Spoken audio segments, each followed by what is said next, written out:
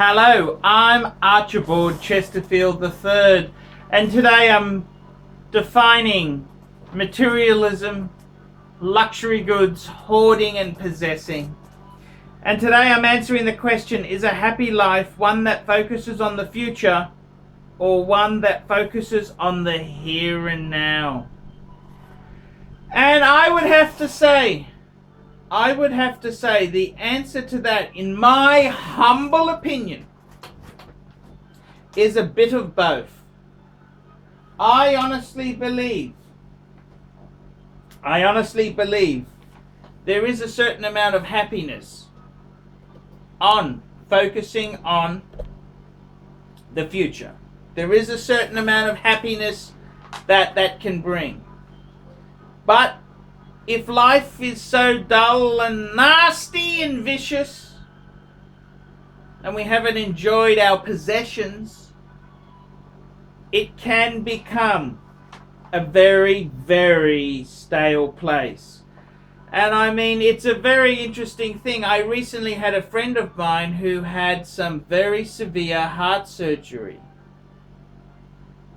And the question is asked, now that he's had this brush with death, he nearly died, does he wear the platinum pieces now? When can he start wearing the dress watches? When can he start using that classic automobile that's in his garage for good occasions only? When do you draw the line in the sand? And I gotta tell you, the happiness in life is a little bit of planning for the future, but it's also enjoying the possessions here and now. And I honestly think if you focus one extreme where you focus on the future, so that means you save money, you don't go on holidays, you don't enjoy luxury food or luxury goods, you frugal, thinking that when we get to a later stage in life, we might enjoy the fruits.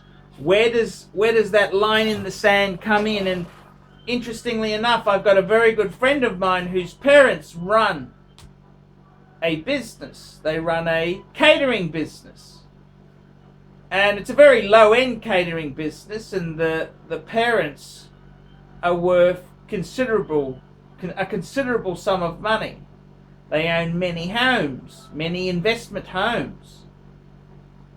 And whilst they're in the final 20% stage of their life, they don't realize that they need to now, instead of acquiring wealth, they need to cut back and enjoy the wealth they've created. It's a kind of a sad thing that these people have worked so hard for, and they're in the final stage. They're not going to last forever, but they're not enjoying their wealth. The other stage is that you could have the people who focus on the here and now. They go out partying. Payday comes, they go and buy an expensive bottle of scotch. They must have it now. They buy furniture. They buy everything on credit. They lease an expensive automobile. That's also not the answer, because those dumb moves pay very bad consequences. Like, for example, Archie, I lived for here and now a very long time ago. I had some Commonwealth Bank shares. I remember selling them in 1991 for about $12 a share. And I remember selling Westpac at $3 a share to buy a BMW. Looking back, the BMW I sold it after 7 years of use, and it's long gone. But if I had those shares, the Commonwealth Bank shares would be worth $80 each, so that would be $16,000 there.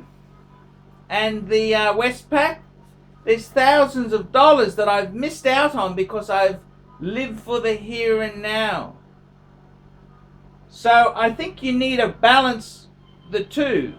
You've got to say, well, you need to have some things for the future and some things you need to have here and now. Now, what I mean by this is that every day, fuckers, you should be wearing a fucking nice luxury watch. Today, what am I doing? Wristwatch check. I'm wearing my Datejust. Absolutely love that wristwatch. If I'm using a pen, I want to use a nice pen. I use an Alfred Dunhill Millennium pen. You've got to enjoy some material assets. However, in the same token there, so I like to use things that make me happy. In the same token there, I want to focus on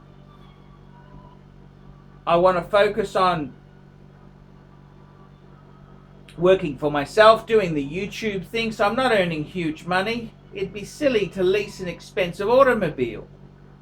I want to do a lot of travel, so I bought a reliable Honda Civic. These are important things. You've got to know the balance. So I would really say you got to work this out yourself. In my own sense, I like some material goods that won't lose money.